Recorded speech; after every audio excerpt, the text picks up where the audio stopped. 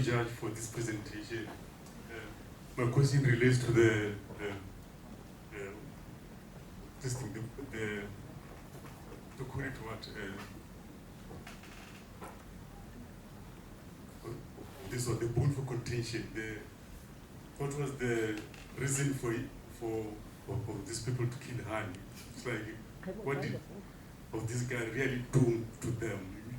Sort of dissect it from them, sort of political side as the government side during that time.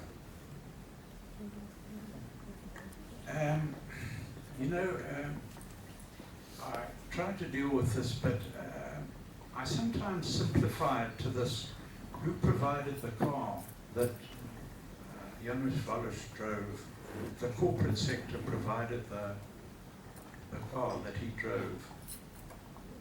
What was their motive? He was trying to bring about the Freedom Charter and the redistribution of South Africa's wealth. So they had a very strong motive. Like the murder on the Orient Express, where there's more than one possible accused. And then military intelligence hated Hani, because he was a thorn in their flesh over the years. And then, the chapter that I write about Hani is the president, the best president South Africa never had, because he was touted. Hani was a brave soldier. He was given the task, starting in Zambia, across the Zambezi with 12 other guys, topple Ian Smith's Rhodesian government, work your way south, and topple Forster's apartheid regime, he and 11 others. And some people think he was going to be a victim, that he was bound to die. So when he went back, he was first, he fled to Botswana. Well, how can you take on the Rhodesian army when they've got jet planes? So he fought many brave battles,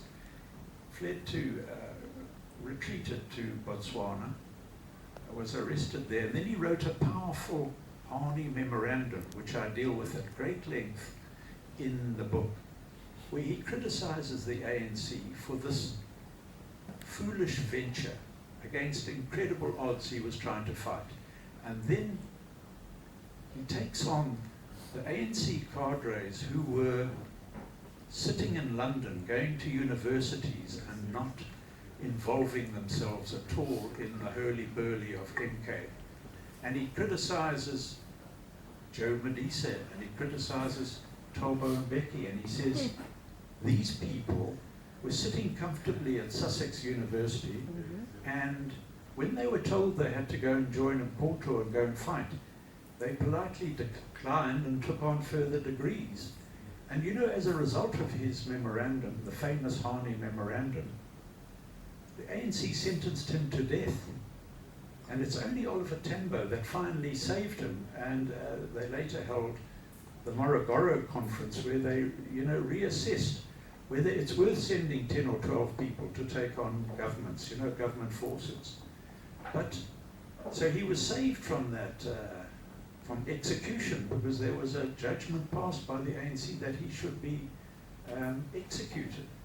And I sometimes wonder if in the end, maybe he was executed. If one looks at the whole history of it, maybe he was executed because he was a danger, he was a rival.